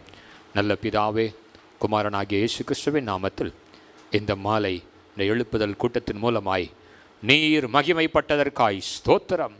தடைகளை கர்த்தர் முறித்து போட்டதற்காய் நன்றி. இப்படி திருவிழா சித்தத்தை நாங்கள் எல்லாரும் சேர்ந்து நிறைவேற்றுகிறதற்கு கர்த்தர் எங்களுக்கு பாராட்டின சகல கிருபைகளுக்காக, ஆவிக்குரிய வரங்களுக்காக, கிருபாதார வரங்களுக்காக ஸ்தோத்திரம் ஐயா. விசேஷித்த விதமாய் என் அன்பு சகோதரன் ஊழியக்காரன் பிரதர் டேனியல் சி சுந்தரராஜன் அவர்களுக்காக ஜெபிக்கிறோம்ப்பா. ஆண்டவரே, உங்கள் சித்தத்தை இந்த 2022 ஆண்டில் நிறைவேற்றுங்க. தனிப்பட்ட வாழ்க்கையில் நிறைவேற்றுங்க. சீக்கிரமாக குடும்பமாக இணைந்து ஆண்டவரே உம்முடைய நாமத்தை மகிமைப்படுத்துவதற்கு வேண்டிய வழிகளை கர்த்தர் திறப்பீராக. ஆண்டவரே, இந்த ஆண்டு பெருக்கத்தின் ஆண்டாக இருக்கட்டும். தனிப்பட்ட விதத்தோட தனிப்பட்ட வாழ்க்கையில் ஒரு பெருக்கத்தின் ஆண்டாக இருக்கட்டும். ஊழியங்கள் பெருகட்டும். கிராம ஊழியங்களை கர்த்தர் ஆசீர்வதிங்க. ஆண்டவரே, இந்த மாலை வேளையில் எங்களையும் அதிகமாய் தாழ்த்துகிறோம். மேன்மை பாராட்ட எங்களுடைய கரங்களில் ஒன்றுமில்லை. அப்பிரயோஜனமான ஊழியக்காரர்கள். நீர் எங்களுக்கு கொடுத்த ஆண்டவரே சித்தத்தை, ஆண்டவரே கடமையை நாங்கள் நிறைவேற்றி கொண்டிருக்கிறோம். எங்களுக்கு கிருபையை தாரும், ஆசீர்வதியும். தம்பி ஜான் சாமுவேலுக்காக ஸ்தோத்திரம். இசை வாசித்த அன்பு பிள்ளைகளுக்காக நன்றி. எங்களோடு கூட ஆராதித்த ஒவ்வொருவருக்காக நன்றி செலுத்துகிறோம். ஆசீர்வதியும். பெரிய காரியங்களை செய்யும். எல்லா கன மகிமை துதி உமக்கு செலுத்துகிறோம். வாக்குத்தத்தங்கள் ஆசீர்வாதங்களை உரிமையாக்கி கொள்ளுகிறோம். சத்ருவின் மேல் ஜெயம் எடுக்கிறோம். இயேசு கிறிஸ்துவின் நாமத்தில் ஜெபிக்கிறோம் பிதாவே, ஆமென், ஆமென். யாவரும் சென்று சொல்லுவோம். என் ஆத்துமாவே கர்த்தரை ஸ்தோத்திரி, என் முழு உள்ளமே அவருடைய பரிசுத்த நாமத்தை ஸ்தோத்திரி. என் ஆத்துமாவே கர்த்தரை ஸ்தோத்திரி, அவர் செய்த சகல உபகாரங்களையும் மறவாதே. நம்முடைய கர்த்தராகிய இயேசு கிறிஸ்துவின் கிருபையும் பிதாவாகிய தேவனுடைய அன்பும் பரிசுத்த ஆவியானவருடைய அன்பின் ஐக்கியமும் சமாதானமும் பாதுகாப்பும் நம் அனைவரோடும் சகல பரிசுத்தவான்களோடும் இன்றைக்கு செய்தியை பகிர்ந்து கொண்ட அருமையான ஊழியக்காரன் டேனியல் சி சுந்தரராஜன் அவர்களோடும் கர்த்தராகிய இயேசு கிறிஸ்து மீண்டும் வரும் வரை நீடித்து நிலைத்திருப்பதாக. ஹல்லேலூயா.